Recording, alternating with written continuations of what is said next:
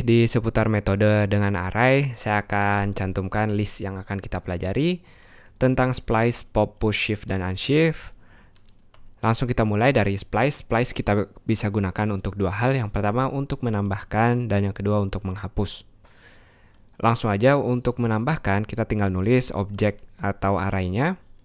Lalu menuliskan metode splice tentunya, dan ada minimal 3 parameter yang harus kita isi.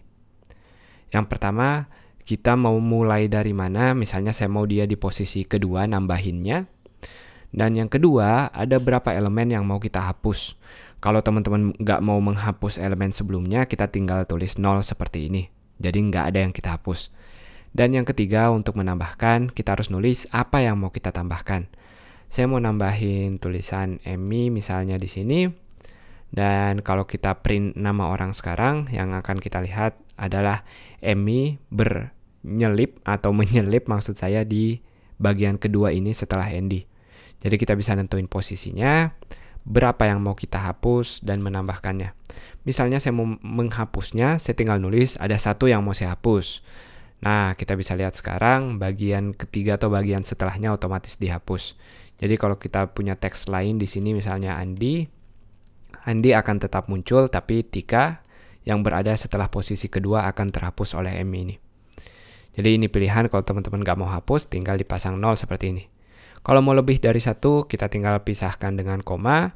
Misalnya saya mau tambahkan Abdullah di sini, Abdullah akan muncul bersamaan dengan Emmy.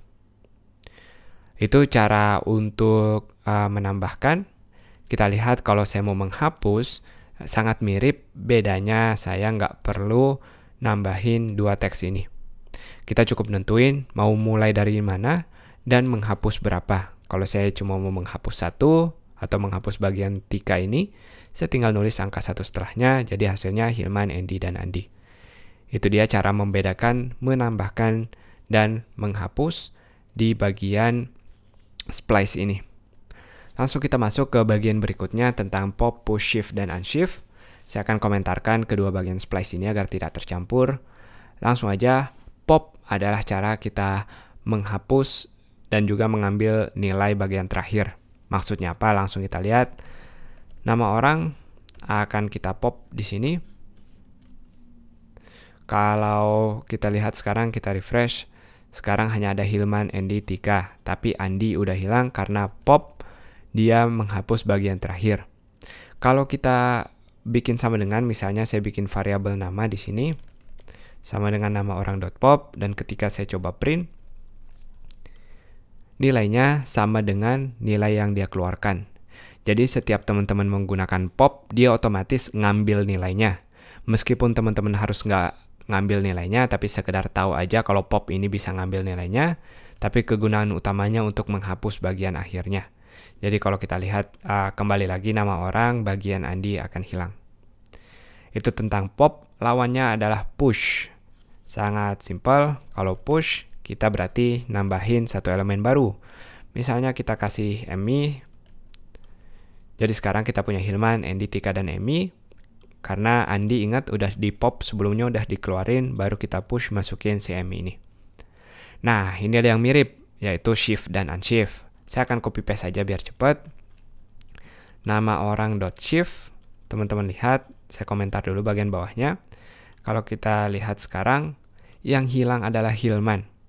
Karena shift lawan dari pop, dia akan menghapus bagian yang awal. Kalau pop bagian akhir, shift akan menghapus bagian awal. Nah, kita lihat kalau unshift sekarang. Unshift, lalu akan saya tuliskan Abdullah. Bisa ditebak, unshift sama seperti push, tapi unshift menambahkan di bagian awal. Jadi itu dia, kita udah belajar tentang splice. Splice kita bisa menambahkan atau menghapus di bagian tertentu.